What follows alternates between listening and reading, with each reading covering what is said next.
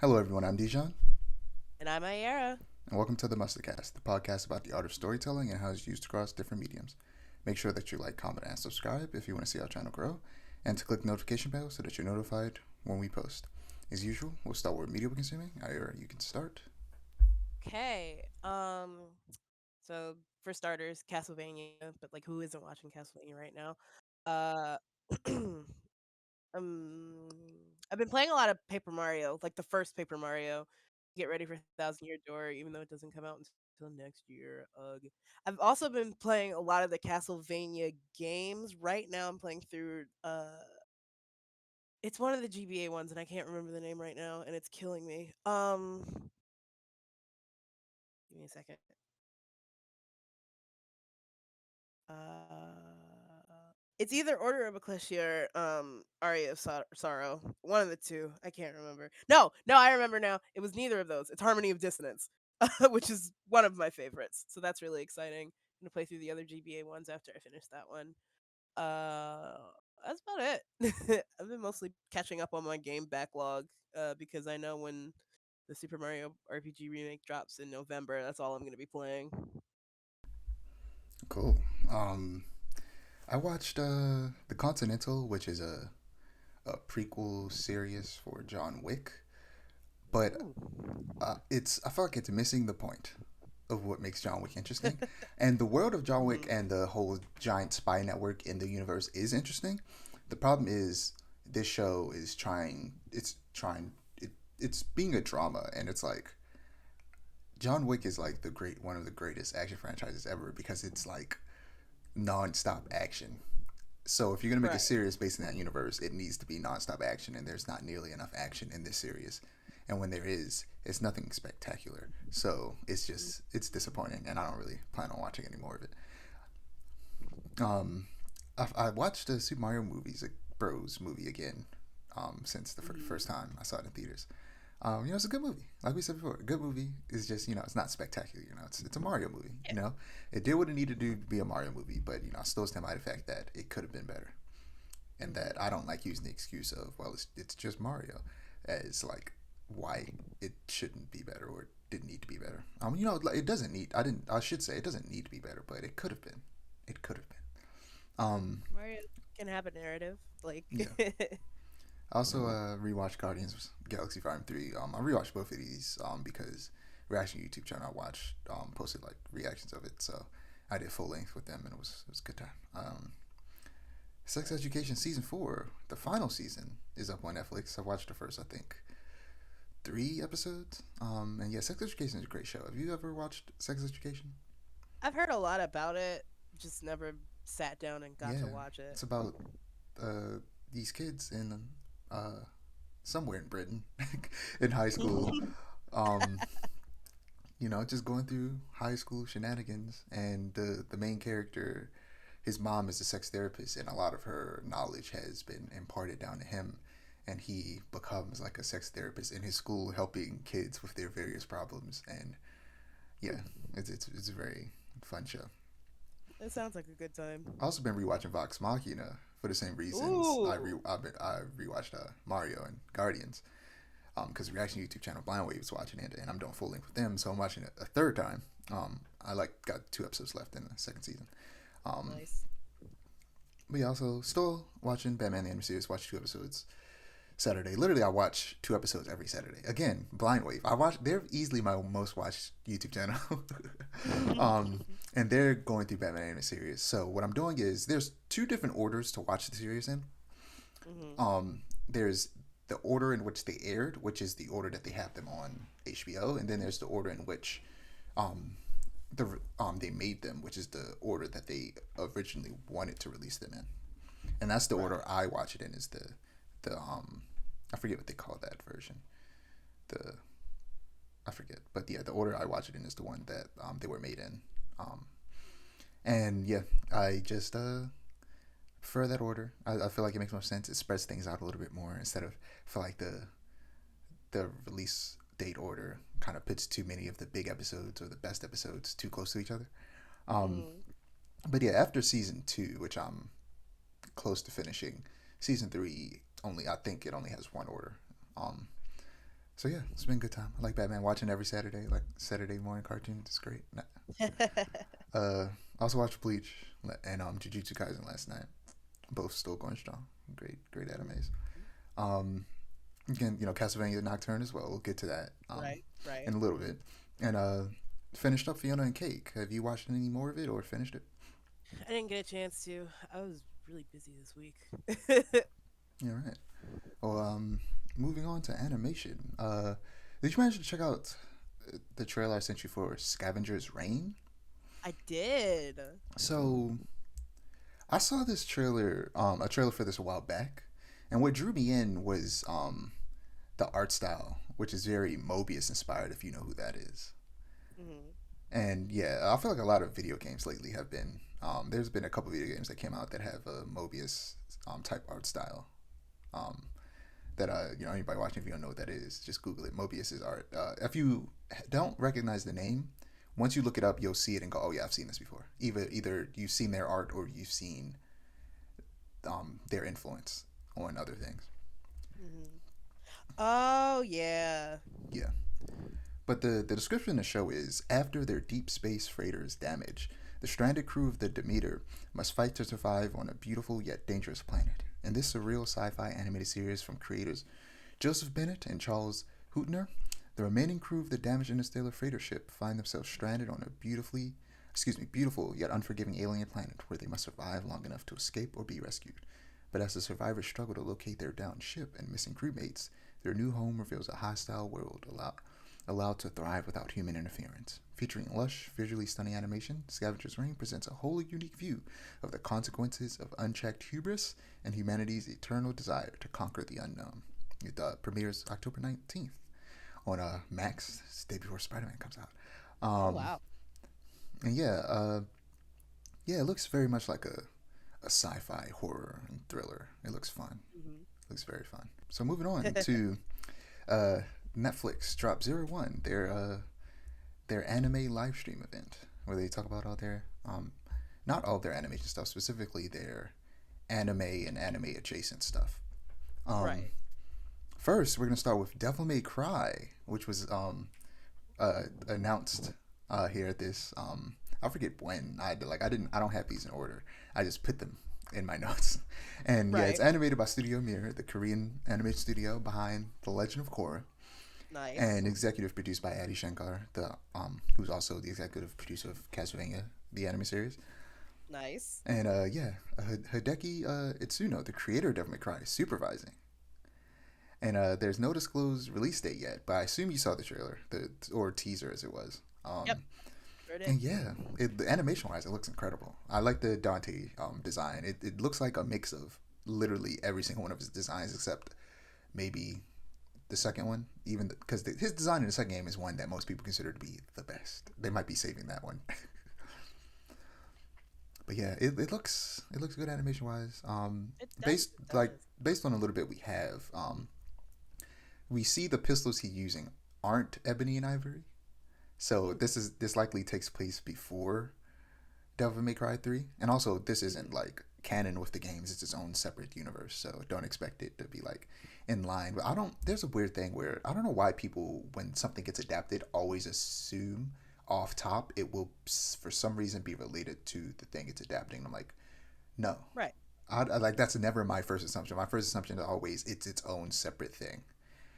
That's that's taking not inspiration but adapting it and it's in a different way rather than being within the exact same universe and either telling the exact same story. Like I never assume that. I always assume it's its separate like alternate version of the story. And Right. Like how that's Automata did it. yeah, and that's what this is. Yeah, I'm excited to see more. I've been wanting another Devil May Cry anime for a while. Yeah. We saw a trailer for Captain Laserhawk, a Blood Dragon remix. I said it before. This show is not what I expected it to be. The Because when it was first announced, it all we knew was that it was based off the Far Cry 3 DLC Blood Dragon, which is heavily inspired by 80s sci-fi and action movies, and I expected this to be following that story, which is very fun and campy. but Right. instead this is some weird mashup of various Ubisoft characters in a 80s sci-fi universe. It's not what I expected, but it does look fun, and I hope it's good. It's described as a VHS full of lasers, video games, and a frog assassin. It's time to join the revolution with Dolph Laserhawk and free the citizens of Eden. From Ubisoft and 80 Shankar. It releases on October 19th as well. Interesting. Nice. Uh, Blue Eye Samurai um, is described as a stunningly realized new animated series from Michael Green, who wrote on both Logan and Blade Runner 2049. Ooh. Two excellent movies. And Amber Nozumi is coming to Netflix on November 3rd. Based on the trailer, which I assume you saw. I did, and it's really good. Yeah, it's about a woman samurai who was conceived through sexual assault and is seeking revenge against her father, which is very interesting. Very much so. Scott Pilgrim. They showed a little teaser, a little clip, Yeah. from the show itself. And it was the scene where he's asking about Ramona, and then he orders a package and then waits for it to come for days so that he can meet her. And the three returning actors from the movie that we heard in this clip, Aubrey Plaza, Kieran Culkin, and of course Michael Cera, all sound good. They're actually voice acting and playing the characters to suit the medium, especially Michael Cera, who does not sound anything like he usually sounds. So they're all actually, shout out to them as well as the voice director for making sure that these visual actors are actually voice acting and not just, which is a problem that tends to happen when you have celebrities voice acting, is that they just act as if they're acting, physically rather than doing it with their voice. Right. And I think one of my favorite things is that it has like the timing and kind of like lag behind that an old anime dub would have. I don't know what it is about it, but like I've always loved that in older anime, to see it like done in a modern sort of anime-esque Yeah, for me, thing. It's just very silly to me. lip sync is a thing I never noticed because in animation the lips never look like real lips, so there's nothing there for me to notice whether it's synced up or not. Like Right. it has to be absolutely egregious for me to notice it, so I never notice it. And every time somebody complains about it, I'm like, "What the hell are you complaining about?" Their mouths go from circles to lines to a bunch of weird shapes that just mouths don't really move at, so it doesn't matter. Yeah, Um, it's like, why are you complaining so much? like the only time I notice it is if it's like CG and it's like realistic, like video game or something like that. Right. But yeah, this releases November 17th. I for some reason thought it released today, September 30th. I don't know where I saw that. I don't know if it got delayed or if I was just misinformed. I don't know what happened. I don't know. Maybe I saw something else that came out that was supposed to come out today that confused me. I don't know. But yeah, it comes out November 17th. So we still got some time to wait. Exciting. Yep. Um, Pluto. They showed a new trailer for Pluto, an adaptation of a manga of the same name based on the first ever anime, Astro Boy. Ooh. Specifically, the greatest robot on Earth story arc, and named after the arc's chief villain. Um, it reinterprets the story as a suspenseful murder mystery starring Geishit. Ooh. That was a weird way for me to pronounce that. I was about to say, Geishit. there's no way. That was. Hold on. That was the wildest way I could have pronounced that. Because I remember reading it yesterday going, okay, I have the perfect way to pronounce this.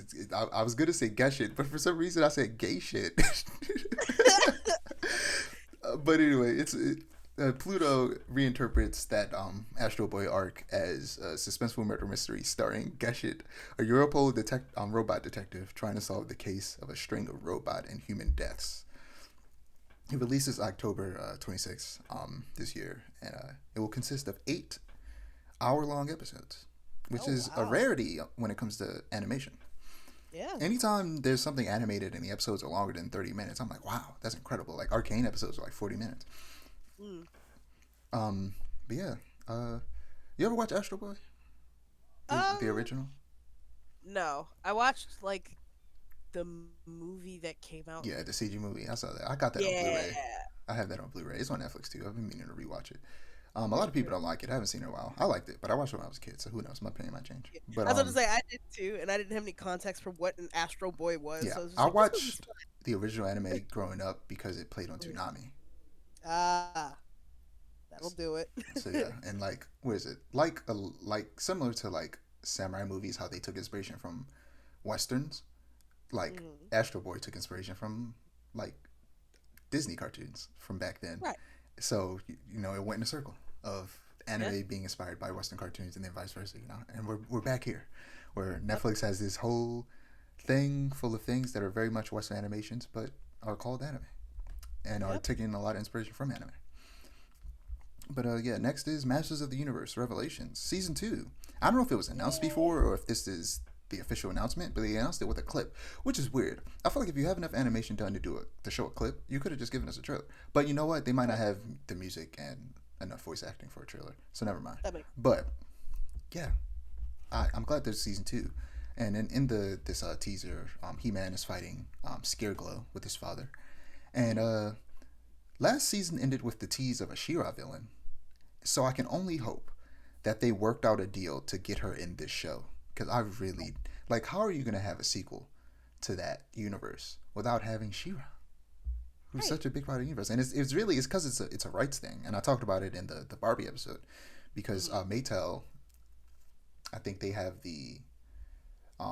yeah, they have the film and TV rights. Well, has Right.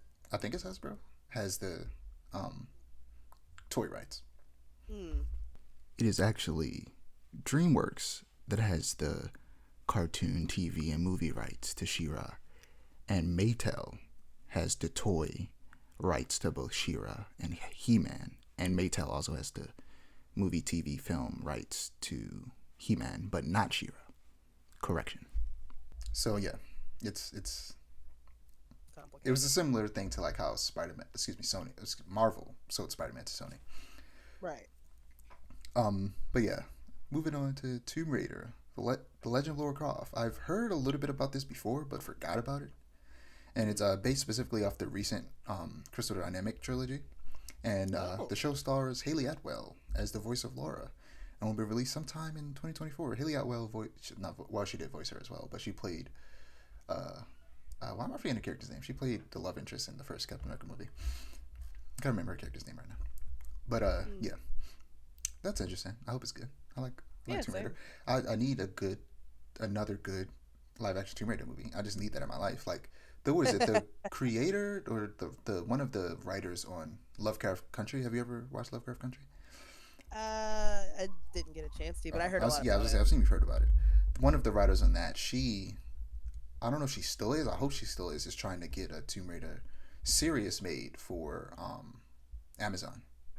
Amazon Ooh, Prime. nice. So hopefully that happens sometime soon. Yeah. Especially since the reason I didn't talk about off top the writer strike endings because it hasn't technically ended because there's still Right.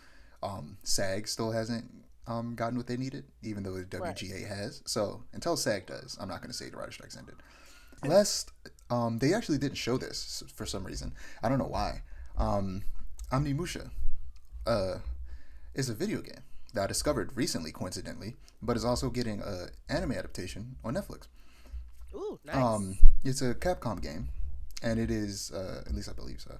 Yeah, it is a Capcom game, and it it's a hack and slash survival horror.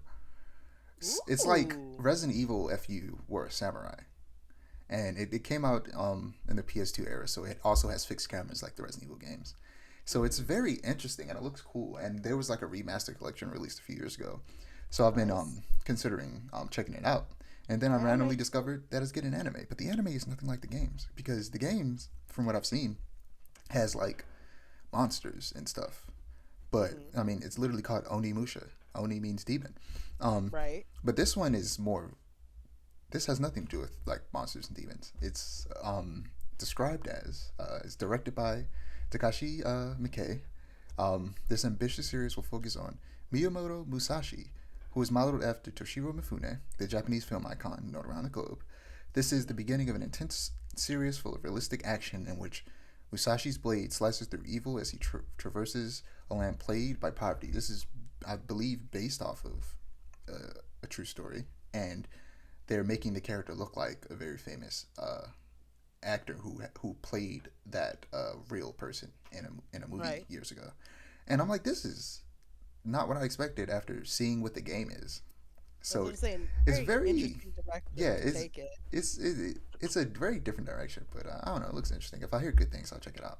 But off top, it doesn't interest me because it reminds me too much of Yasuke, which Uh, was one of the most disappointing things I've ever seen in my life because I was so hyped. I was like, okay, we got some black anime being written by black people, starring black people. Let's go. And then it was bad. Dang. And this has that type of vibe.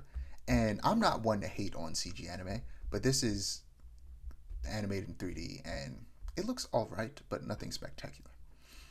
Right. We're spoiled because of Orange. Yeah, for That's sure. what it is. Sword by Orange Studio- and Yep. Mappa have Yeah. spoiled me. Have you still not seen Dory Dora? I'm slowly chewing my way through it. Okay. I'm chewing my way through it. Good. What I've watched so far is really good. I would love for them to stop working on everything else and just make Dory Dora season 2. I need that in my life. But yeah, Let's be Studio Orange and Land of the Lustrous. Like, please. I miss oh, my we're never rocks. getting that. We're never getting I Beastars. know. We're never I getting the final season of know. Beastars. I We're we're know. probably never gonna get Beastars until they're finished with Trigon, which I swear to God it better end next season. Yeah, no, for real though. Because the way the Like, story of Trigon's going, it feels like next season they can finish it. yeah. So if they do that, I hope they work on either of those other two afterwards. But The yeah, manga just got really insane for Land of the Lustrous, and I want to see that in CG. cool. But yeah, Onimusha Yes. comes out November 2nd. Nice. But last but not least in the animation section, Castlevania Nocturne. How much have you seen? I watched the first 3 episodes because I watched them at like 3 in the morning and was very tired. All right. But I was so excited to watch it that I was like, I have to before I go to bed, and then stayed up way later than I probably was supposed to. Okay. Yeah, coincidentally, there was a 3 episode early premiere on Yep. Netflix's Drop Zero One live stream. And when the second episode started, I was like, man, this is a really long trailer. Or I thought it was like a clip that they were just showing from a different episode, and I was like, oh man, this is a really long clip. And then the title card showed up, and then it just kept going, and I was like, oh, they're showing a second episode. I thought they were only going to premiere the first episode, and then at the very end they showed a third episode, and I was just like, what? I have to go to work. Stop this. Stop this madness. But I watched it anyway. Um, but I hurried up and made a sandwich. But I told you at work, but I just knew that after the live stream ended that it wasn't gonna be like saved to YouTube. So Yep. as soon as the live stream ended, while I was in the middle, like right before like this big action scene at the very end of the third episode, so it just cut off, and I was like, damn it, let me just go to work. Because Right. I got up because I was like, I gotta eat something before I leave. But I had enough time. I could have watched it, then made something to eat, then left. But I ended up rewatching the first 3 episodes again anyway because the quality wasn't great on the live stream. Real. And yeah, the previous Castlevania series is easily one of the best video game adaptations so far, and I Good. think that this one honestly has the potential to surpass it just based on this first season. Like, what did you think before I get into what I have to say? So from what I watched, it's really good. First of all, let's start baseline there. It's fantastic. Very much lives up to all the hype generated around it. I don't know if this was just a product of me being extremely tired when I watched it, or like an actual thing with the show, but the first 3 episodes I watched seemed like they were going by super duper quickly. Like they were just moving from plot beat to plot beat like way faster than I've ever seen in anything before. It just felt like it's like this is the thing that happened, and then this other thing is happening now, and it's like I felt like there wasn't enough time to get attached to the new characters that they introduced and like care about them. But again, that might have been just me being deliriously tired. Also, the slavery subplot really surprised me. Really surprised me, but it's handled very like it's handled in a good way, which was good because like when they first introduced it, I was like, oh no, but they handled it pretty well. Yeah, I mean, they haven't done anything to show that they wouldn't be able to. Yeah, I was just like, whenever I see subplots like that, I'm like, yikes. But yeah, for me, like every single one of the main heroes have extremely compelling and complex arcs in this first season that honestly makes them, for me, infinitely more interesting than Trevor and Sypha.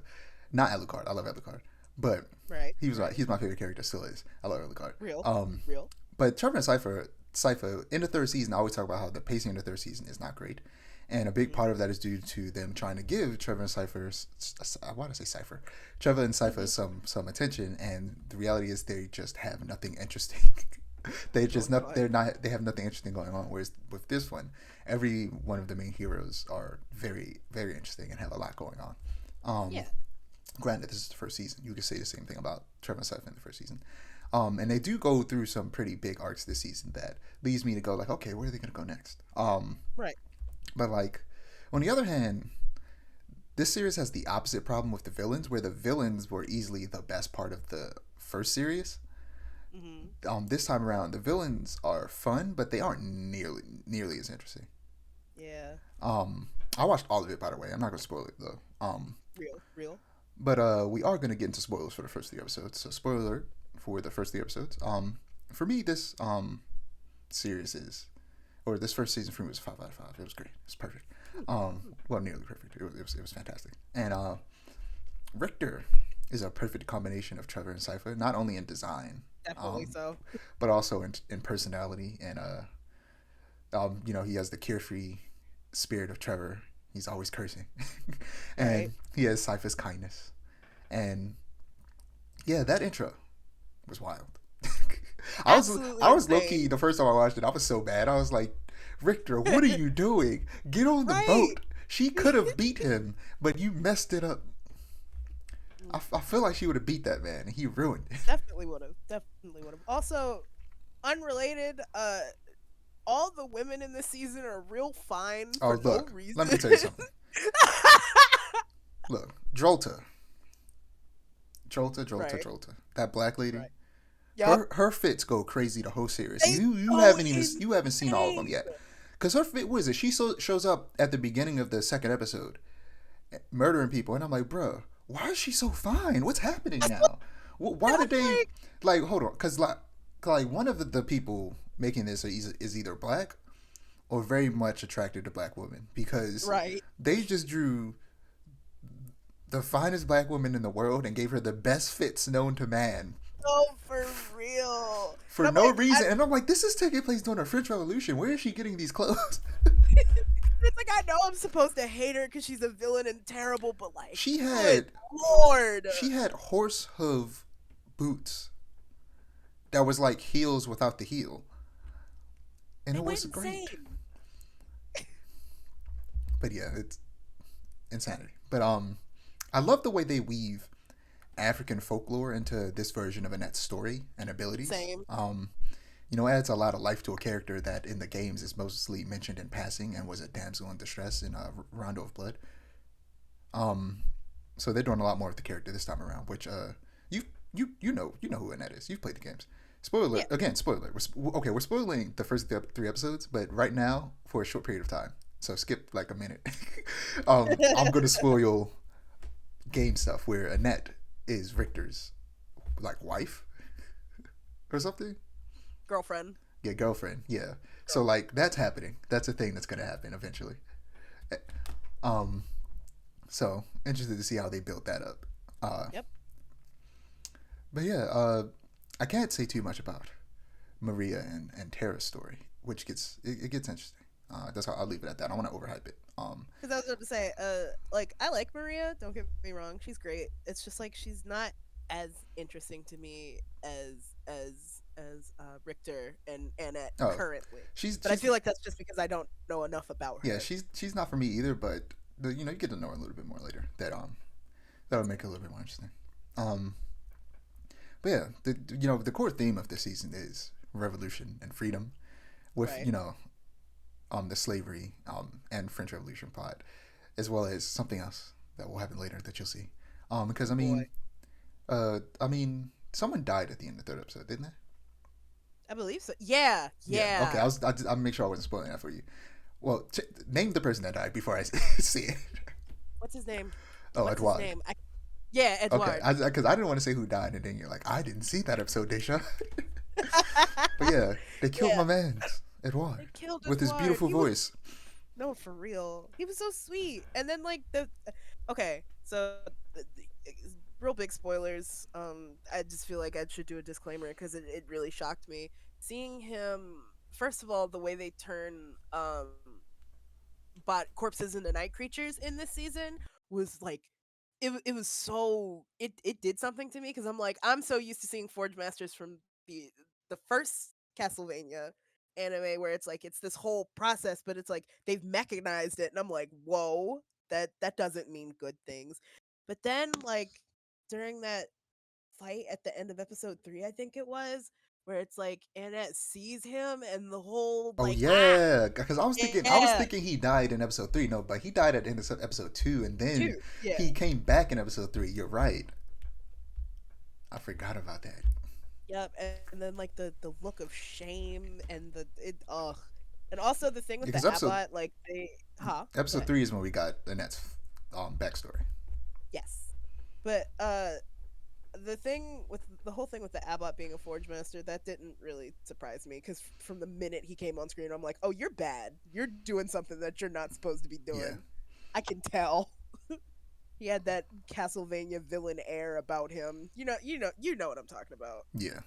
But the one villain that was interesting all throughout was Olrox, the Aztec Mm-hmm. vampire who killed Richter's mother. Yep. He's very fun. And I'm trying to remember what scene. Did he meet Mizrak yet? I, Where you're at? yeah, he did. He Okay. did. Yeah. That was one of the gayest things I've ever seen in my I life. was I Like literally after he walked away, I was like, that was so gay. I was thinking that, but I was like, maybe I'm just projecting. But no, that makes me happy to hear. Because like I was watching it and I'm like, are, do they have history? It was very it was something. But it's those first 3 episodes are great. But we'll talk more about it Fantastic. next time because there's a lot. Yeah. I have a lot more notes about a lot of other stuff, but we'll get into that next time. Yep. Um, yeah, I have a whole thing where I was sitting there just typing because I came up with this cool idea for a video game based on these versions of the characters that I'm just like so good. But we'll talk about that next time. Yep. Moving on to comics. I read the Power Girl special. After the Lazarus Planet crossover event that I did not care about, Power Girl developed psychic abilities and enlisted the aid of her best friend and former Teen Titan Omen to help her understand her abilities. And together they started to practice to provide started a practice to provide therapy psychically and don't worry, Omen is a licensed therapist. Psychiatrist and therapist. Oh, So yeah, nice. so it wasn't just two superheroes doing things that they should not be doing. one of Good. one of them is a Above board. professional. But it turns out that these psychic abilities have been coming from the villain Johnny Soro, who's been manipulating Power Girl in an attempt to force her to come back to her their original universe of Earth 2, which is a very complicated thing. She has a complicated history that I don't know well enough to even try to explain. That sounds complicated, and you and didn't even really go into depth. in this one shot, she also reconciles with the rest of the super fam that she's been pushing away due to fear of rejection. And at the very end, we get a teaser for a Fire and Ice comic starring said characters. And so they're in Baltimore at the harbor saving people, and it's very clearly the Baltimore harbor. And I was taken aback. A little insane. Like coincidentally, earlier, last week, I consider Monday the beginning of the week. So earlier this week, we were talking about how at work how Baltimore is more famous than we think it is because we just live here, so we're just used to it. Right. But like Baltimore is more famous than we think, and the Baltimore just popping up in this comic was kind of wild. And then I also found out that apparently Green Lantern Guy Gardner is just straight up from Baltimore. Wait, for real? And I was like, "What? I did not know these things." So That's maybe Baltimore will really show up in interesting. the Green Lantern series that's being made because Guy Gardner is a big part of that. Right, Because if we see his origin, maybe we'll see Baltimore. Right. Which Gonna, which doesn't necessarily make me as excited as it should because he was a cop before he became a space cop. So yeah. I don't know if I necessarily want to see no Baltimore police. Right. So fuck Guy Gardner. What were you gonna say? I forgot. It was something My about. bad. No, it wasn't your fault. I lost the train of thought as soon as I opened my mouth to talk about it. It's something about Baltimore being more famous than we we would expect, and I can't remember what it was. Oh, Yeah, I was about to say Super it's probably something Groupies, about the not Super wire. Groupies, not Super Groupies, Super Crooks. They mentioned Baltimore. I didn't watch it, but my girlfriend did. She was like, "Yeah, they just brought up Baltimore," and I'm like, Yeah, I watched the "That's a first little episode strange." of Super Crooks. I heard it was good. It's probably not for me. But yeah, I also read the second issue of Hawkgirl, but I'm not sure if I talked about the first issue. Hawkgirl has moved to Metropolis and runs into Galaxy, a trans hero who has their own comic that I've been meaning to check out for a while. And the villain Vulpecula is gathering nth metal in an attempt to return to the nth dimension, which none of that makes sense to you, I know. But nth metal is this magical metal. It's what Hawkgirl's wings and mace are made out of because her wings aren't attached to her body. They're technology. I I didn't know that, first Yet of all. her wings are not And attached to her body. I feel like some kind of way about that now because like all this time She has a mental connection with them, but they're not like literally connected to her body. they're like prosthetics almost. Yeah, she's not Angel from the X-Men. Got you. Okay. That makes sense. But yeah, but the artist, Manke Nahupan, really knows how to draw a big, beautiful, buff woman because he made Hawkgirl big and buff, and there are a lot of other big and buff women. It's great. I love it. It's written by Jadzia Axelrod, which if that's their real last name, that's like the greatest last name I've ever heard in my entire life. Oh, for real? Axelrod Goes insane for no reason. But I subscribe to Marvel Unlimited to read some more of Eternals, but I haven't gotten to it yet because I ended up reading Daredevil, which there are only 2 issues left, but they aren't on the app yet, so I might just end up buying them because Daredevil by Chip Zdarsky has been so good. It's so good. Really? But I did end up reading Spider-Man: Renew Your Vows because, like I said before, the only 2 characters I read from Marvel are Daredevil and Spider-Man. So, Spider-Man: Renew Your Vows is a story that revolves around a married Peter and Mary Jane raising their daughter, Anna Mae Parker, with Mary Jane getting spider powers and becoming Spinneret, and Annie adopting her father's powers and becoming Spiderling.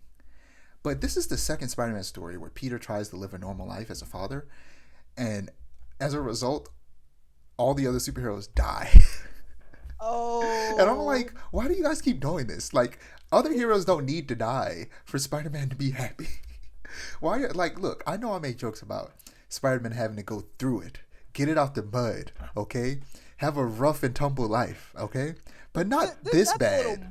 Like, calm down, all right?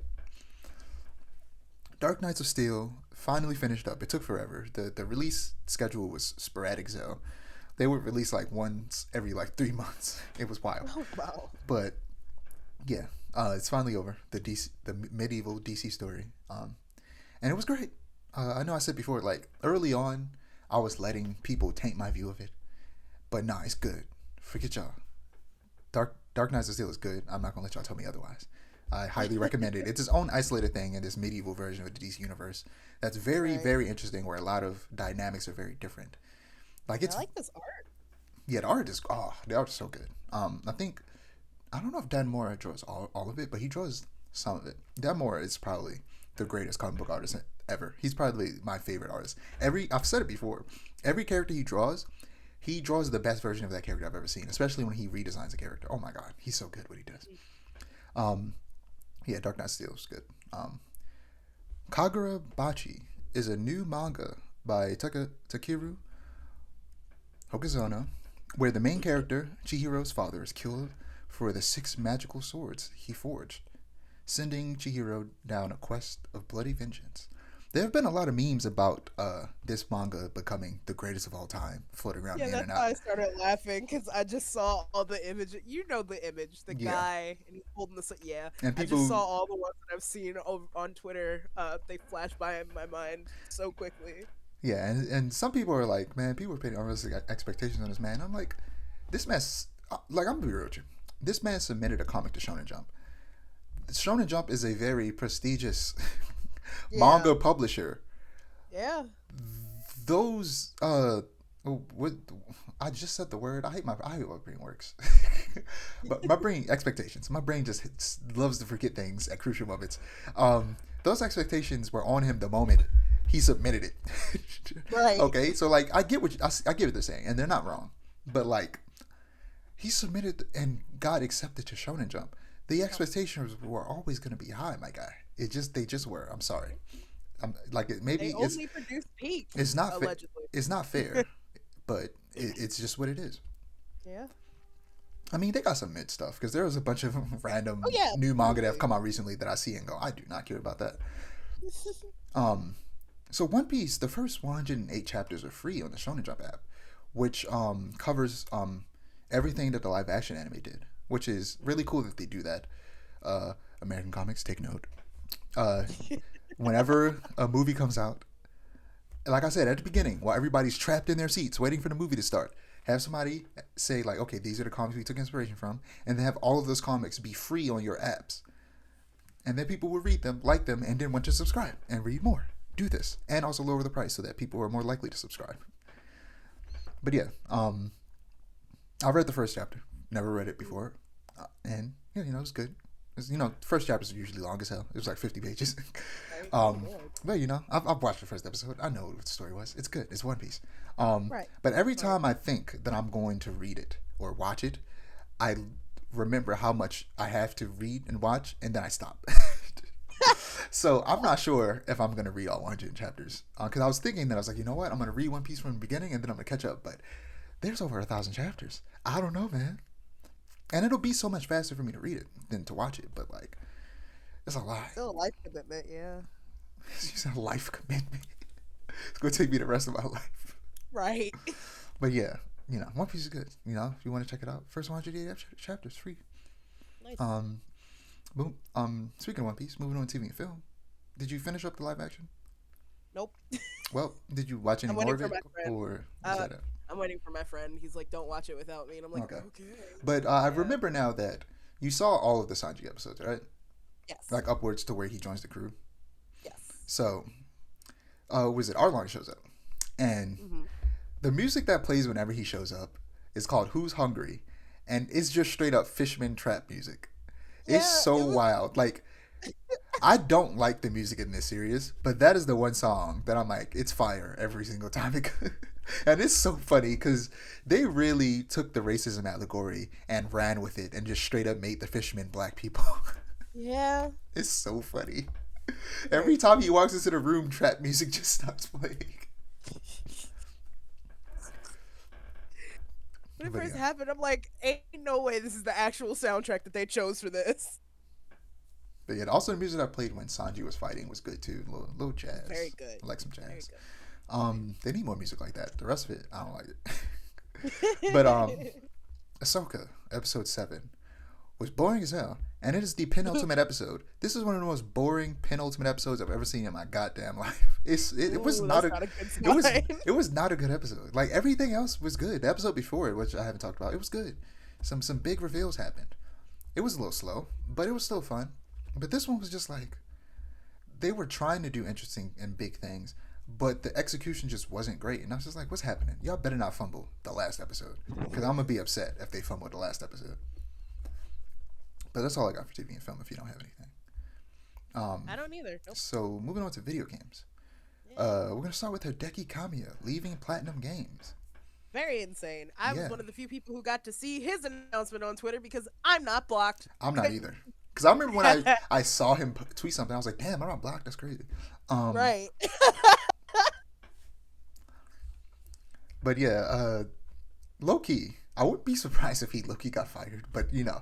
that's speculation. I don't want to speculate. He probably there's a good chance he probably just was unhappy and left. But Right. there's also a And the good thing chance he is, got fired because he be doing some wild yeah, stuff. absolutely. He's very weird about Yoko Taro, the creator of Nier, on Twitter. It's funny to see, but also it's like, And then everyone's like, "Oh, what about Bayonetta? What about Bayonetta? He hasn't had involvement in the Bayonetta game since the first one, so I'm not concerned." Yeah, this Platinum Games will be fine. Yeah. Or I hope they will. And I wish him hope and luck on his Yeah. future endeavors. I hope he makes some cool games, some cool action Right. games. Yeah. Who knows? Maybe he starts a new studio. We'll see. That'd be cool. Um, I can't, whenever I'm recording a podcast, there's like the gas in my chest every time, and I'm like Oh, always on the verge of burping, and then it never oh happens. no. But moving on to the Xbox document leak. Have you seen this? No, So, this is the oh, first hold I'm on. hearing Actually, let about me. it. Now that I've said it, let me send you these pictures, and we're gonna talk about them. Okay. Because All right. because now that I know you haven't seen them, I have them downloaded because I'm gonna use them when I edit. You had them ready. Yeah, because I need to have them ready for editing, and Right, right. Makes so sense. Xbox documents were leaked Oh. for the some legal stuff that they were providing to courts for them trying to acquire Activision and Blizzard, and Right. some stuff that was supposed to be redacted wasn't redacted, and now we know a lot of information that we shouldn't. Um, Mm. so Isn't this it like the revealed, second time this has happened this year? yeah, it happened with PlayStation. Well, Ah. no, actually, it wasn't leaked with PlayStation. It was like kind of just forced to come out by Xbox Mhm. during the legal stuff, but it was something similar. But yeah, they revealed some new consoles and games. A cylindrical, all digital Xbox Series X with upgraded RAM and storage, codenamed Mhm. Brooklyn. And the one I'm actually looking forward to. Wait, I skipped one. Where is it? Oh, I don't know why my notes are scrambled right now. And also a new Xbox Series X, which nothing's changed about it except that it has a little bit more, I think, RAM, but it looks the same. Everything about it is the same. So this is just essentially the like new models going into production for the Xbox Series S is gonna just have more RAM. But the Series X is getting a big new version that's all digital, so it's gonna be so based on the language they use, we can assume, especially since it's not gonna have a disk drive, it's gonna be much smaller, which Mhm. I have one. It's not as big as the PS5, but it's not small. Um, because they say the most powerful Xbox ever now adorably all digital, uh, Yeah. digital. So I feel like you don't say that about something that's gigantic. Yeah. Um, so it's probably going to be much smaller than the current one. It being cylindrical is weird because there's ways you can make cylindrical things like lay on their sides. Like they'll probably give you some type of like stopper to put on it to keep it from rolling around when you lay it on its side. To do But all that. yeah, that's weird though. Like making it cylindrical. I feel like they should just Yeah. made it flatter.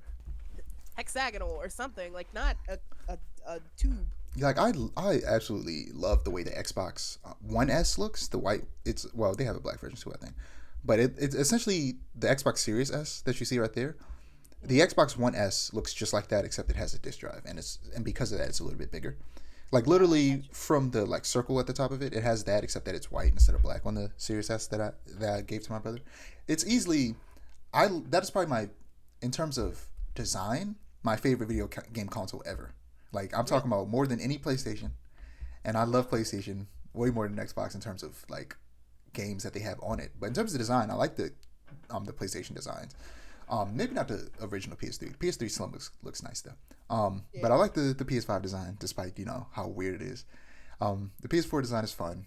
Um, but the Xbox Series S is just so simple and clean, and Mhm. the Xbox One S, like I said, is also very clean. But cylinders, it's weird. Yeah, they're But taking the box out of Xbox. you're absolutely right. I did not think about that. What are they gonna call this? Because I don't know if they're gonna call it Series S because they're doing a serious thing. So like I hate their name conventions. So they're probably gonna call it Series something else. It's like some other letter. Um, Yeah. because if they just call it Series S Slim or something like that, I'm gonna just slap somebody. Um, because what's the whole point of starting the Series thing and having different Series S, Series X, just to call the next one Series X with another word? I swear to God, that would be Right. so stupid. They better Right. call it like Series, I don't know, D? That sounds weird. But Definitely sounds weird. I was going D for digital, but I don't know. Or AD, all digital? I don't know, something like that. But the one I'm actually looking forward to is the controller, which, Mm. let me look at that. It has haptic feedback like the PS5 controller does, the DualSense, which essentially when you're moving on certain surfaces, you can kind of like if you're stepping on glass, it feels like you're stepping on glass. As weird as that is, Ooh. and it, I don't know if it has adaptive triggers. I don't know if they said that, and I think it might. I don't feel like reading it. They might have adaptive triggers, but that essentially means like this like I turned it off on Cyberpunk because it was annoying, but like in games where you like shoot a bow, it like tenses, like it's harder to pull. Mm-hmm. simulating how it's hard to pull back a drawstring on a bow. Oh, that sounds like fun. But I don't know if this has that. I don't think it does. But it does have the Oh, haptic feedback. And what it has, which Xbox should have had, like honestly, this console should have launched with a controller like this, which is, Xbox controllers need batteries. right. And the thing about it is, you know, it's smart. The reason they do it is because batteries only get weaker and weaker as time goes by. So PlayStation controllers, their batteries just get weaker and weaker, and if you want a strong battery, you're just gonna have to buy a whole new controller. Xbox wanted to alleviate that by giving you the option to just straight up replace the batteries, and Right. then eventually they made rechargeable battery packs that you can buy from Xbox, which I have a one from a different brand because the Xbox ones are expensive. Right. So I have different ones that I use to recharge instead of having to buy new batteries all the time. But now they're releasing a controller that comes with a rechargeable battery, which is what they should have been doing from the beginning, which of course they Mm-hmm. didn't because they wanted more money. But they should have always been releasing a controller with a rechargeable battery Right. already inside of it so that you have the option of replacing it when the battery gets too weak. But yeah, last but not least, they revealed that's a bunch of games were leaked, but there's only two that I care about that we're going to talk about today. And that is Okay. Dishonored 3 and Doom Oh. Zero Year. Oh. Both of which I think were set to release this year according to the document, but of course these documents are old Mm-hmm. by at least a year, so plans change, and we Right. weren't even supposed to know this. So um, I'm most excited for Dishonored because I wasn't sure if we'd get another one since the second one underperformed and didn't sell as well as the first one did. Um, Yeah.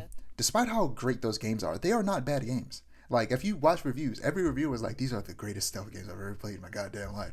But they just didn't sell well for some reason. But Yeah. now that they have, because Bethesda is now Arcane, the studio that makes those games, is under Bethesda, which was bought by Xbox, and with the power of or the money specifically Right. of Microsoft behind them, I would hope that they would be able to advertise this game to high moons, and Yeah. actually get people's eyes on it, and people will play this game, love it, and then go back and play the first two. Because I really want Dishonored 3 to do good. Because was it Deathloop? Um, I feel like some people, especially online, kind of think it was a failure, but it sold really well and um, reviewed really well. It Mm-hmm. just the advertising. You know what? Now that I'm thinking about it, I think they learned their lesson with Dishonored because the advertising with Deathloop was everywhere. They were. Do you remember the time that Deathloop was being advertised and it was everywhere all the time? And I do. at every single game showcase for 2 years, they kept showing Deathloop over and over again, and the trailers were Right. shown everywhere. Like they were not playing around with Deathloop. Arcane was like, "We're gonna get people to play this game. One way or another. You're never gonna not be able to hear about this game." But when it came out, it didn't do exceptional, but it did do well. Like they Right. made money, and I loved it. It was a fun game. It's no Dishonored, but it was good. So I'm real excited for Dishonored 3, and like its software, like as far as we know, they're not working on anything else. So like it was always assumed that they're working on Doom. Right. Like they just finished Doom Eternal. What's the next game they're gonna make? They literally haven't been working on anything but Doom for the past like 10 years. Right. So it makes sense that they're working on another Doom because Doom They've Eternal been did. working on more Doom than they have been since like Final Doom came Yeah, out. like yeah, Doom Eternal did extremely well. So of course we're getting another Doom. It's called Zero Year, and for some people that leads them to think it might be a prequel, but for me, I think it might be a sequel that is a start of something new. Because the way Eternal ended essentially kind of ended the threat of the demons in a way. Right. So since the demons are gone, you got to introduce something new. And I think more demons would be boring because the demons in Doom aren't really demons. They're basically aliens. Yeah. Because in Doom Eternal it's revealed that like hell is just like a planet in the solar system basically, and like the same thing with like the angels and stuff. So like they're kind of just aliens. Yeah. So I think the logical next step is just straight up aliens, Yeah. and I hope that's what they do. I hope the next step is just now we're just fighting these weird alien creatures, which would be really fun. And that's why it's called Zero Okay, Year, because it's really? like the first year of some invasion. Which, man, Earth cannot catch a break in the Doom universe. No, for real. They get invaded like every couple years. It's crazy. They do not And get then it always seems like they're never prepared for it. It's like I never. think after the third invasion, like humanity probably would have started to do something about it, you know. Yeah, But it would be cool if they did expand on that. Like, you know what? Now we're actually preparing for war. right, And it would be cool if you didn't play as a Doomslayer. You're playing as like a soldier in the army that was built because like maybe inspired by the Doomslayer, and hmm like they actually have prepared for war this time, and aliens are invading and they're prepared. But like you get to see the Doomslayer from the outside. Like you're playing as a soldier going around doing stuff, and occasionally you hear about the stuff that the Doomslayer is doing, or you see the Doomslayer just come and destroy some demons in front of you. right. That And would it's like actually it be would really be. cool. What are you gonna say? I was gonna say it'd be a really cool callback to Doom Guy's humble origins as just some Yeah. guy that was like they were like, please help us, and he's like, okay, At first, he was just some guy whose rabbit got yeah, murdered, yeah. and people always like his family also got murdered. It wasn't just the rabbit, but his rabbit did They get murdered. definitely a big part of it though. Yeah, it was part of his family. So, Yeah. but yeah, it was. I'm excited for a new Doom. In response to these leaks, Xbox CEO Phil Spencer said, "We've seen the conversation around old emails and documents. It is hard to see our team's work shared in this way because so much has changed and there's so much to be excited about right now. And in the future, we will share the real plans when we are ready." I also forgot to announce the release dates for those things. Um, the Series S is supposed to come out August 2024, and the Series X is supposed to come out October 2024. Nice, nice, nice. But yeah, ultimately, leaks do suck, and Yeah, we'll they keep are great. we'll keep covering the ones that aren't like straight up spoilers for games. hmm But that doesn't change the fact that they suck. But like also a couple of things before we move on to Final Fantasy VII Rebirth is that they also like in these documents it was revealed that they were considering trying to do something that makes no sense, which is buy Nintendo. And a lot of people Heard, make jokes about it because it's like you're in third place while Nintendo is in first place right now. and then also this isn't the first time that they've tried No, to buy it's Nintendo, not. from what I've heard.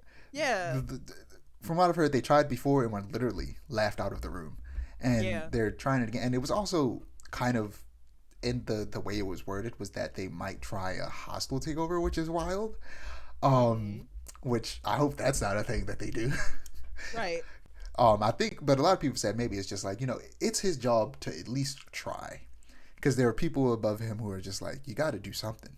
So it's his job to at least make it seem like he's trying to, even if he knows it's impossible. I Phil guess, but Spencer. like Sometimes Nintendo it's your is like, job to do things that just it's not going to work out, but you got to do what you got to do. yeah. It's like it's just like it's so ballsy because Nintendo is a company with 100 years of history. As a gaming company, they're doing much better than Xbox. Yeah. Microsoft is a whole different thing. Microsoft makes too much money, but when it comes to games specifically, they're in first place. PlayStation is in second. Xbox is in third. You're in third place. You can't try and buy first place. Yeah, it's just not. It's not how that works. um, but yeah, moving on to Final Fantasy VII Rebirth. There were some previews and 30 minutes of gameplay shown at Tokyo Game Show. So tons of journalists got hands on with Rebirth, and impressions are positive. Gameplay wise, they haven't like remade the wheel, but a Yeah. few quality of life and new features have been added. Synergy attacks, we've talked about them before. They're like we would like to believe they were just super moves, but they aren't. There are also some that can be done at no cost of like ATB or like limit gauge or the synergy gauge. That just give the player more options to fight outside of the ATB bar and the special moves you need the ATB bar to perform. Um, like one of them, like some of them essentially give the more melee focused characters like Cloud and Tifa the ability to launch into the air and attack airborne enemies, which was a problem in the first game. You could only Right. really fight airborne enemies with like Barret and Aerith because they have projectiles. But now you Right. could do a synergy move where Cloud launches Tifa off of his sword into the air, which is really cool. That's pretty neat. And yeah, they're just really emphasizing the teamwork between the characters in the combat this time, which is really fun. Yeah. Um, at Tokyo Game Show, we saw some open world gameplay, and open world really solves my biggest problems with the original, and that's how many tight corridors you run through. There's so much just running down a path, then stopping in a clearing and fighting over and over again in the original. That is the reason it took me like 2 years to beat it. But now we have a full on open world to explore. Not open zone like Final Fantasy 16. Like straight up, it's just open world, which is wild. Right. And it has a lot of the same systems as the first game, but now it's just open world. And it looks dope. I assume you've seen Yeah. some of it. I have. It looks so good. It's such a It does pretty look really good. game. But also they're designed it to where like they say like you don't have to play remake to play this. Like they want people to be able to just hop into this game if they want to and just start from this game, which is a very interesting way to do that. And yeah, I'm excited for this game. I'm real excited for this game. It looks so good. It looks like it's improving on everything that I didn't like about the first game. But Resident Evil 4 Separate Ways came out a couple weeks ago. And I beat it. Took like 6 hours. It was DLC, so it was kind of short. And there's like you can beat it in 2 hours, realistically. But yeah, it's one of the best DLC I've ever played. They saved all of the goofy stuff that was in the very original game for this DLC that they cut out the main game. They had the Right. missing boss fight, who actually became a pursuer enemy like Nemesis and Mr. X, and Ooh. and they randomly pop up for a short boss fight every now and again until the very final boss fight, which was great and had two Nice. phases. It was so good. And Ada has a grappling hook that she can use to scale structures and pull herself toward enemies for melee attacks. That makes her a lot more mobile than Leon. And they have the laser hallway scene that inspired the laser hallway scene from the first Resident Evil movie, if you've ever seen that. Um, and it comes full circle with them referencing the movie in this version of the laser hallway. Um, Ultimately, this is like a distilled and highly concentrated version of everything that makes Resident Evil 4 Remake great, injected directly into my veins. It was it was so fun. It was just short and very sweet. It was a good time, Yeah. and it added a lot more depth to the character. And the actress who the new actress who's playing Ada, because it's a different actress. Because in Resident Evil 2 Remake where she appears, she was played by a white woman, and Ada of course is Asian. So they got a new actress, and specifically it's the actress who also played the character in live action in their most recent Resident Evil live action movie. But her acting was a little stilted, and wasn't particularly good, and a lot of Hmm. people got real mean about it online and did what they always do and pushed her off of social media, and or maybe she like privated herself or something like that. Either way, it had very negative consequences on her just mental health, and it was horrible. And Right. it's better in this. And like just because like it's like I agree her performance wasn't the best. I played the game twice through, and it was the second time I played it. It was after I beat it is when, because I wasn't looking up anything online when I was playing it because I didn't want it spoiled for me. So it was only after I beat it the first time that I heard that happened to the actress. And then I was like, yeah, I didn't enjoy her performance that much, but it wasn't that bad. And even if it was, that doesn't give you the right to harass someone just because they made an art that you didn't like. That's not how that works. Right. Just because you Yeah. don't like someone's art doesn't mean you harass them. That's just politely. There's a way to criticize someone without just being mean. And I've Right. said it before. When you see a lot of people like criticizing something, you have to just learn when like your opinion isn't adding anything new, and all you're doing Yeah. is adding more negativity onto a dog pile that is already full of it. And you kind Yeah. of could just read through the comments, read through whatever you're looking at, look through forums, and you'll see people talking about. You'll see a lot of people that have probably already said what you're coming to say. So you don't need to come and add your opinion because it's not new and it's just adding more negativity that's already there. And it's okay to have those opinions, but when so many people have already said it, it's just like, what's the point of you saying it if so many people already have? And like, yeah, it was better in the DLC, and I enjoyed it a lot more. It was still a little bit stilted, but it works, and there's room to grow, of course. Like with any artist, with any working in any art form, she's gonna get better with time. Right. The problem is how much time, because Ada doesn't show up that much. Uh, So that's where the fear comes in. It's like if she played her in the second game and wasn't that great, but then had the played her again here, she probably went a little bit better, and then in DLC been a little bit better, and then she shows up in 6, which oh yeah, I should also be like they're 100% like we already basically said that they would before, but they're 100% remaking 5.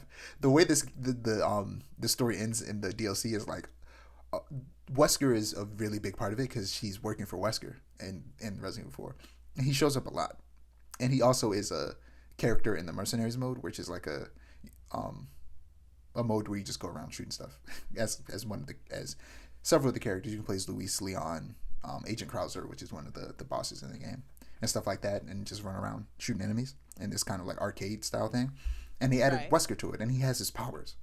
So Ooh. it's like, oh yeah, they're doing Resident Evil 5. Like we already assumed they would, but like now it's like no doubt whatsoever. And if they do 5, they're probably gonna do 6. And Ada does show up in that, so she'll have more opportunities to play the character and get better and grow into it. But also, there's also the chance of her showing up in just new games because Ada isn't like dead or anything. Like Yeah. she's still around. And Ada, she was supposed to be in Resident Evil 8. And I think I showed it to you. The concept art for her was cool. She was like dressed up in this like witch doctor crow type gear. Hold up, Ooh. look up Yeah. Sure. Resident Evil 8 Ada, and you'll just see it. It's she looks really cool in the concept art that they had for her. I really wish she would have showed up because she looks Ooh. like, imagine if you were playing Resident Evil 8 and then this person in this sick like witch doctor outfit was just showing up with a crossbow, helped you out like she does in Resident Evil 4. She's in the background helping Leon out, and then later Right. at the end of the game in like a after credit scene, she takes off the mask and it's Ada Wong. I feel like, what? That would be dope. Oh, And then imagine yeah. if they then added a DLC where you play as her like you do in Resident Evil 4 as she goes around helping you. I'm mad. I think I know why they cut it. The more I Uh-huh. say out loud, the more I realize it. Because after playing Resident Evil 4 several times over, I recognize how much of Resident Evil 8 is just straight up a ripoff of 4 because they're trying to. It's similar to they're reliving their greatest hits with with those two games, Resident Evil 7, Resident Evil 8, because Resident Evil 7 is very much take like Resident Evil 1 again, and they're kind Right. of like going back into the horror roots, making it first person. Like the first couple hours of that game is really scary, um, Hmm. and then with Resident Evil 8, it's very much just straight up Resident Evil 4 in a lot of ways. Like Yeah. because with 6, people didn't like it, so they're like, okay, we got to bring it back to what people like about the games. So they remade the first game in a way with Resident Evil 7, and remade the fourth game in a way with Resident Evil 8. And having Ada be there and do the same thing she does in Resident Evil 4 in this game would have just made that too apparent. It would have been too on the nose. So that's probably why they didn't do it. But I hope Right. whatever they're doing with this Ada in this witch doctor outfit comes back in the ninth game because it's cool. And we just need more Ada because she's not really. Yeah. She's usually a background character. So, I mean, Yeah. yeah, you play as her in DLC, but honestly, I'd like a full-on Resident Evil game where you play as Ada. It'd be nice. If it was up to me, Resident Evil 9, you would play as Ada, Claire, and Jill. It would be an all-woman Ooh. Resident Evil game, and it would be That'd with be fun. 3 characters that, outside of remakes, hasn't technically been playable in a very long time. Because technically, yeah, you have to have Resident Evil 3 remake where you play as Jill. You have this remake of 4 where you play as Claire. Excuse me, Ada. And you also play as Ada in 2, and you play as Claire in 2. But they haven't in terms of timeline, they haven't really been in the game recently in the Right. games. So it would be like Chris has kept showing up. He showed up in 7. He showed up in 8. But let's bring back Claire, Jill, and Ada, and have us actually play as them. That would be cool. Yeah. But yeah, I got stuck on that. I got nope. We're on the last thing. So, because for a second I was like, dang, I got stuck talking about that for a while, and we got more stuff, but we only got one more thing. Cyberpunk 2077. So, Yeah. PlayStation does something for a few games if you're subscribed to PS Plus that I wish every game platform did for free.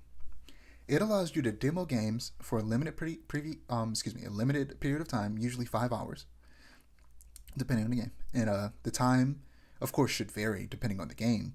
But demos need to make a more widespread comeback. Because Yeah. playing this demo after 2.0 update came out on the 27th convinced me to buy the game and the DLC. Wow. This game's so good.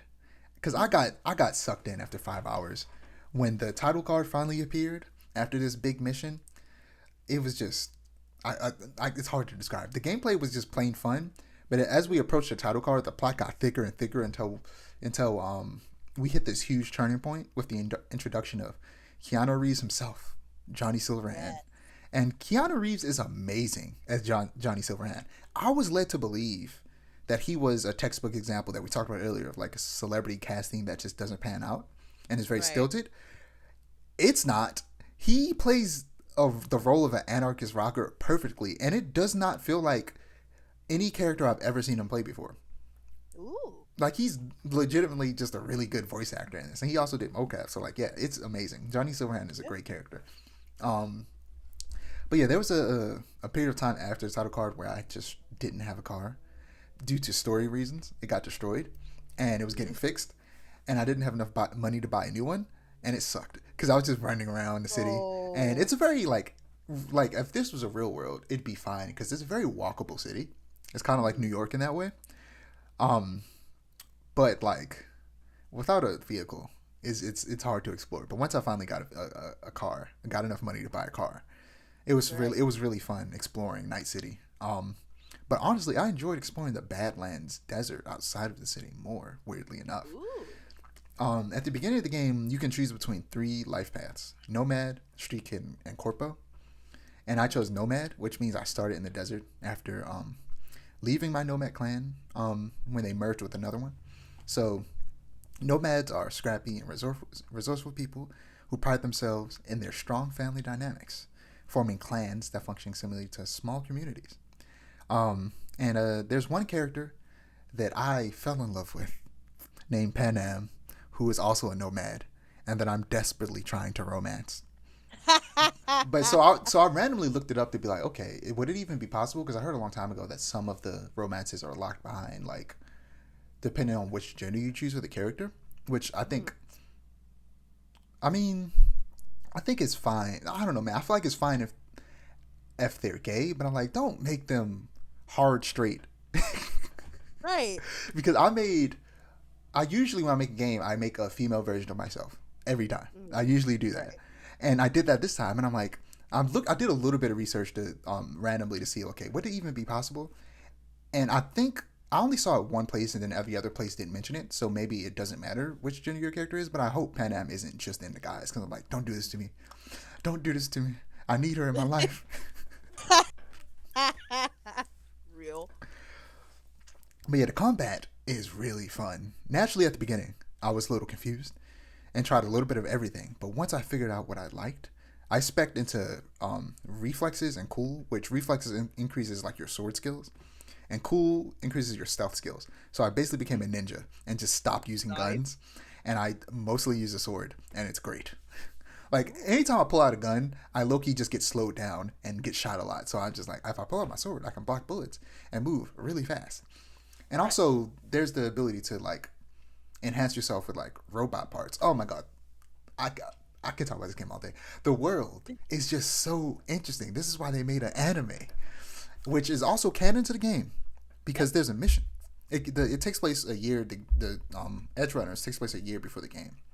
And there's a mission where you can call the dude that survived, the dude that drove the car for him, and he'll give you, what's his name's jacket. Yeah. And I've been wearing it ever since I got it. I'm never taking it off. Real. Rest in peace, my man Martinez. But, well, like I said, my bad. Spoiler alert for anybody who hasn't seen Cyberpunk Edge Runners. I didn't even think about it. I just said it. My bad for y'all who haven't seen it. I'm gonna cut that out. Well, I'm gonna put a spoiler alert because that was crazy. Right.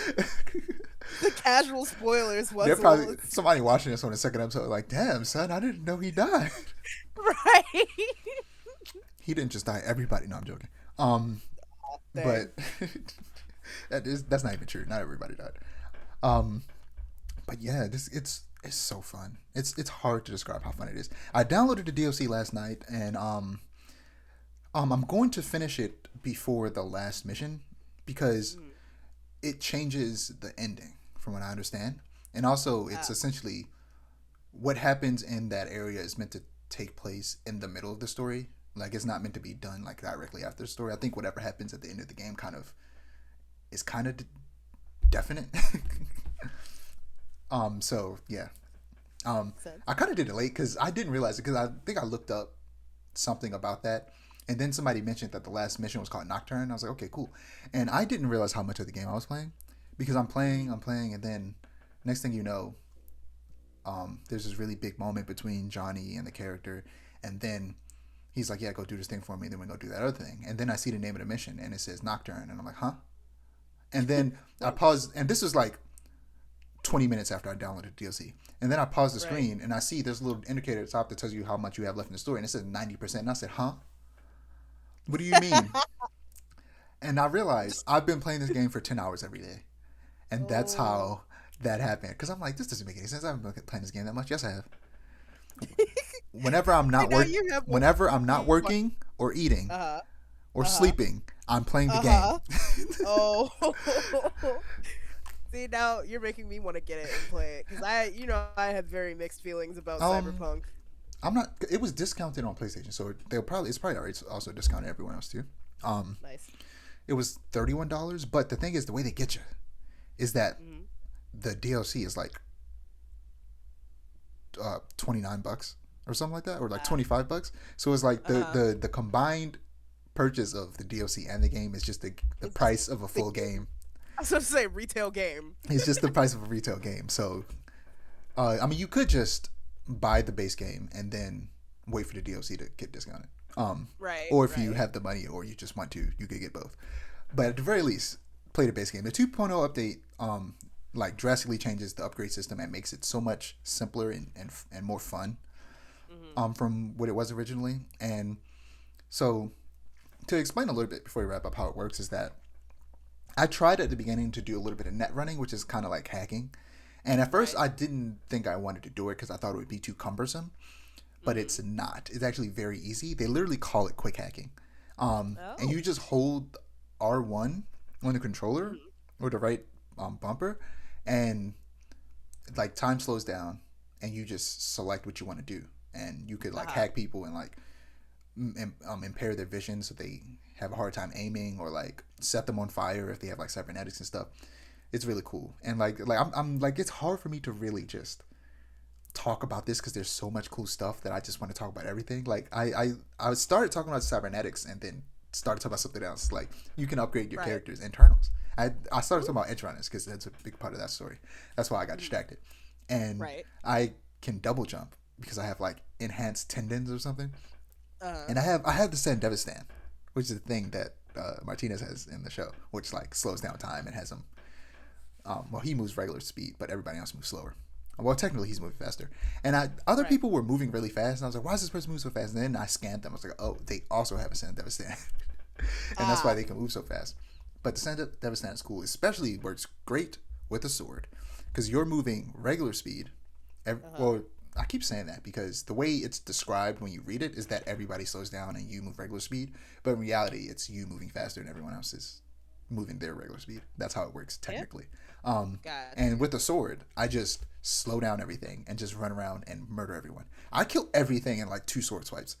I'm almost too powerful now, and I'm like, I should have got the DLC earlier because now I'm about to just absolutely run through this DLC because I'm too powerful.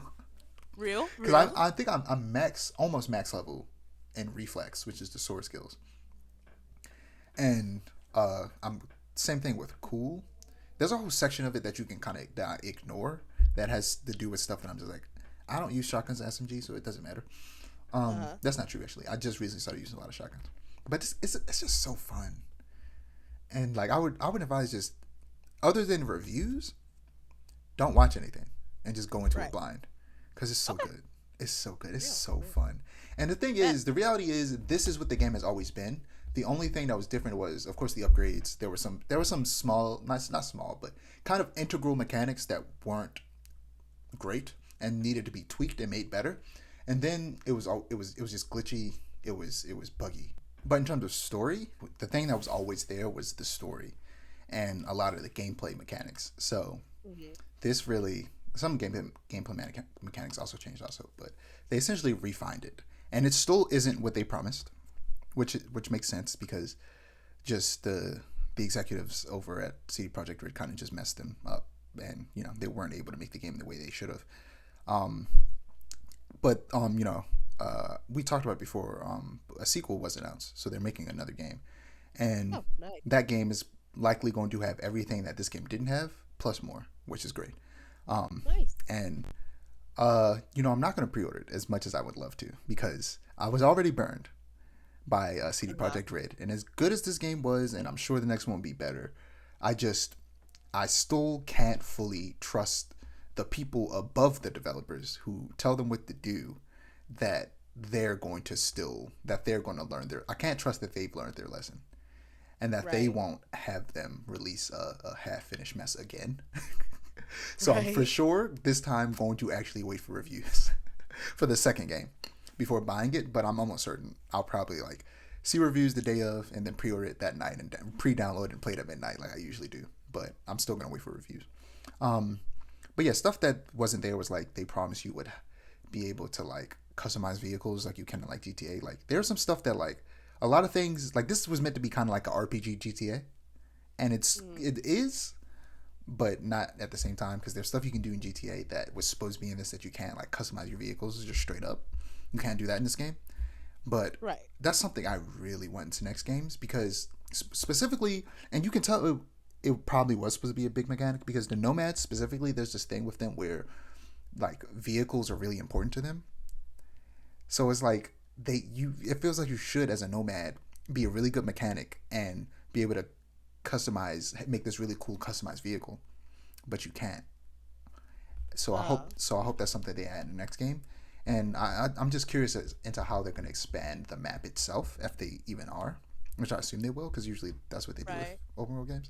Because it takes place in like Night City is, I think I forget the lore because it's been years since I watched the initial videos that they were releasing when they were advertising and talking about the lore, where like Night City is like technically separate from the United States and it's in California and it's like a part of I think actually I think the entirety of California got like became its own country, and that Uh-huh. I can't remember exactly. So there's like the United States exists, like the rest of like as weird as it because when you watch Edge Runners and when you play the game, it Loki feels like the rest of the country might like it feels like it's a desolate wasteland, even though you don't see it and you only hear about it. It feels like the rest of the world is gone for some reason. It's really weird Right. how it feels that way. But people talk about like one of the characters talks about going to Singapore and then coming back. So it's like the world is dystopian, but not to the point to where you can't travel internationally, where like the entire world is a trash heap or destroyed. Like there are other cities like Night City, so I'll be surprised if you can visit. Like they mention like other parts of California in the game, so it's like I wouldn't be surprised if they add other parts of California to the game, Hmm. or just straight up have the game take place in it. Because I don't know how the game ends. For all I know, the main character dies. For all I know, so um, it could just take place in a different city for all we know. But Night City feels a little too iconic to change. But I don't know that much about the world of Cyberpunk to know if there are any other iconic fictional cities within it. So Yeah. yeah, I'm just to see where this franchise goes, and hopefully it Yeah. becomes a franchise, and we get more anime and stuff like that. Yeah. Yeah, it'd be really nice. But yeah, that's all I got. I got one Oh, more thing oh, okay. before we wrap up. Yep, it's a quick thing, don't worry. So every year, the Japanese Toho fan base gets together and does a popularity poll for all the games, the characters, and the songs. And it opened on the 23rd, I want to say, and results closed on the 30th. We just got a translation of the results back, and usually there's like the same three characters that place in the top three, but for the first time in 18 years, Marisa Kurisame has placed first in the popularity poll, and the entire fan base is exploding about it. Um, it's very silly to see because, like I said, it's been 18 years. When they announced the results, one of the announcers was like really emotional about it because she's her favorite. Is like this whole thing. There's been a lot of silly fan art, but it's nice to see someone that's not the usual suspects in the top three. My favorite character placed 59th for the second year in a row, which is a little tragic, but So what is this yeah. exactly? So it's a popularity poll. So you vote for which characters But like in the characters from what? Oh, Toho, the Toho project should words are escaping me. Series of shoot 'em up games, or Damaku as they're called, bullet hell games, developed by one guy. He calls himself Team Shanghai Alice, but we call him Zune because it's just the one guy. Very popular because of its all female cast, like all female. Like there's Wait. over What is it called again? yeah Look this up. Touhou, Touhou, and there's like set 8, 19 games now. It's been going on since the like since like 1998. This series is old. Oh yeah, I can tell this is probably Rule 34 probably has a field day with that. Oh, you don't even know the half of I it. probably have seen art of these characters on my secret Twitter that I didn't know it was these characters. Yeah, yeah. A lot of people say that. Touhou got popular or was popularized because a lot of internet memes they're just Touhou memes, and people don't know. So like Bad Apple, that's a Touhou meme. That one Ronald McDonald video, kind of showing my age here. That one Ronald McDonald video where it's like a YouTube poop, but when they do like the YouTube poops to music, that's a Touhou meme. If there's a meme that you're thinking about, especially if it was on YouTube between like 2005 and 2014, it's probably a Touhou meme. You just don't know it. But yeah, popularity poll results dropped. That was interesting. That was all I had. Okay. My name's Dijon. You can find my ads below me. You can find Aiara's ads. Well, no, it's just one ad below them, and the Muskat's at below that.